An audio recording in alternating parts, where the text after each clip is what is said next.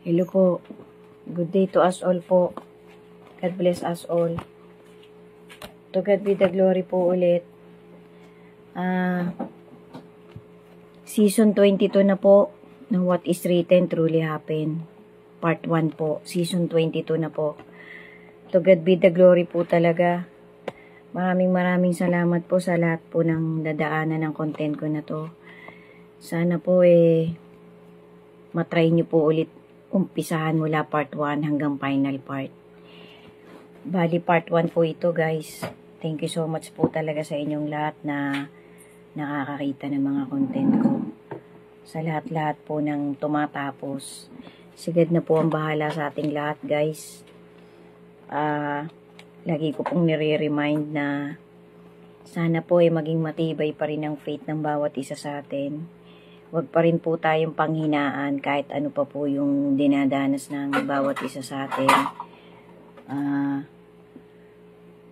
Kung tayo man po may mga mabibigat na problema, may mga mabibigat na karamdaman, kumapit pa rin po tayo sa faith natin. Kasi ang faith po talaga nagpapatibay po yan para mas maging matatag pa tayo sa kahit anong kinakaharap natin sa bawat sitwasyon ng bawat isa sa atin. Kasi guys, ang faith po talaga yan po ay subok na. Marami na pong nagpatotoo na kapag may faith ang isang tao, nadidinig po talaga tayo ng Panginoon, lalo na po kapag nakikipag-usap tayo sa Kanya ng buong puso natin siyang kinakausap. Tapos po inaamin po natin sa ating Panginoon lahat ng pagkukulang natin, lahat ng kahinaan natin. Kasi lagi naman po siyang naka-ready para makinig sa bawat isa, sa bawat panalangin natin Kahit anong oras pa po tayo nananalangin sa Kanya, nakikinig po lang sa atin ang ating Creator. Pagtibayin po natin yung faith natin kasi weapon po talaga natin yan para mapaglabanan natin lahat ng deception ng masama sa buhay natin. Lahat ng pagliligaw niya, lahat ng kasinungalingan ng masama. Malalabanan po natin yan kapag matatag yung faith natin. So guys, ito nga pong season ko na to, kabaliktaran po to nung sinundan nitong season na kung sinong makakapasok dun sa Kingdom of Heaven. Yung kabaliktaran po nung heaven, hell.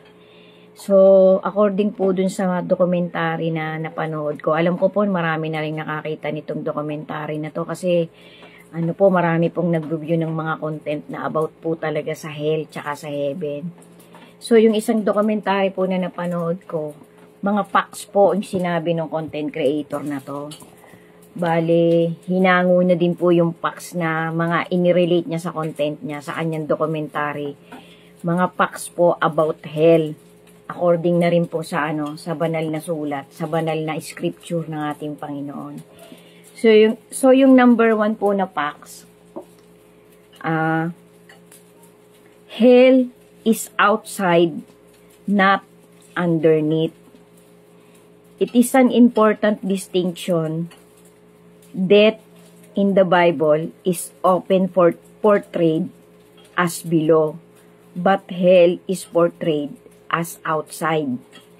So, outside po talaga yung hell.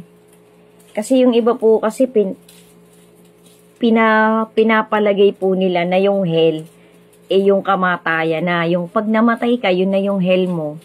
Mali po yun guys. Kasi ang hell po talaga, ibang lugar po yun. Bali kapag namatay po ang isang tao, kinukuha po ng creator natin yung spirit na ipinahiram sa atin, yung inilagay niya sa subtle body natin. Meron po talaga tayong Holy Spirit. Pero kapag ka po ang tao nakalubog talaga sa kalikuan, iniiwan po yan ng Holy Spirit na inilagay ng ating creator. Kaya nalulubog po ang taong yon sa mga pagkakasala niya. Kasi kahit kailan po talaga ang Panginoon, hindi po yan namimilit. Kung patuloy-tuloy po tayo sa paggawa ng kalikuan,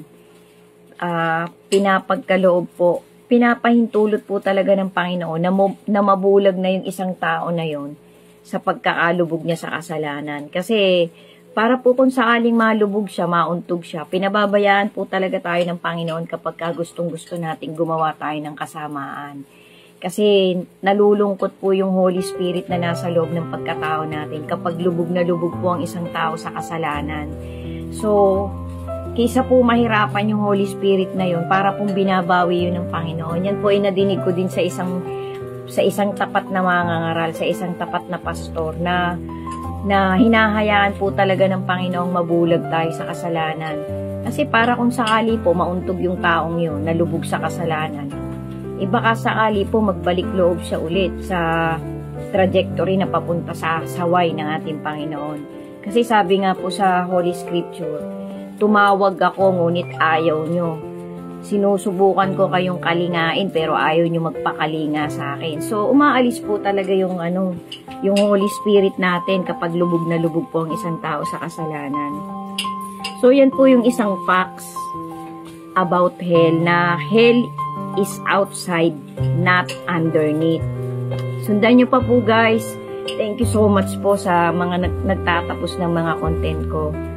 Sana po talagang kahit po konti lang, kahit katiting lang po, makapagtawid ako ng maliit na life lesson and motivation sa bawat isa sa atin. God bless us all po. To God be the glory po talaga. Sigad na po ang bahalang duminig ng mga prayers nyo. Sa mga hinihiling nyo na blessing na makakatulong pa rin po sa bawat isa sa atin. God bless us all po ulit, and thank you so much po for watching. Sundan nyo pa po guys. Season 22 na po ng What is Written Truly Happened. Ingat po tayo palagi and always be steadfast in your faith to our Creator. Thank you po. Sundan nyo pa po yung kasunod.